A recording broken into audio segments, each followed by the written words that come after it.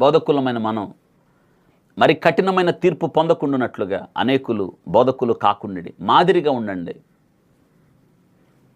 దేవుని సేవకుడు ఇలా ఉండాలి, మాదిరిని కనబరచండి, తగ్గింపును చూపించండి, దీనత్వాన్ని చూపించండి. మిమ్మల్ని మీరు గొప్పగా ఎప్పుడు ఊహించుకోకండి. ఒకవేళ అటువంటి స్థితి నీకు వస్తే నువ్వు దేవుని సేవకుడు కాదని స్పష్టంగా అర్థమవుతుంది. దేవుడు ఇవ్వని దాన్ని నాకున్నాయి అని చెప్పకండి. చాలామంది చెప్తూ ఉంటారు తెలుసా, నాకు అవి ఉన్నాయి, ఇవి ఉన్నాయి, ఆ వారాలు ఇచ్చాడు, ఈ వారాలు ఇచ్చాడు. నేను ఒక మాట చెప్తాను, సువార్తను ప్రకటించకుండా, క్రీస్తు సిలువను నీవు చూపించకుండా, ఆ సిలువ వార్త నువ్వు చెప్పకుండా నీకు ఎన్నుంటే ప్రయోజనం ఏముంది? స్వార్థను ప్రకటించవలసిన భారం నా మీద ఉంది.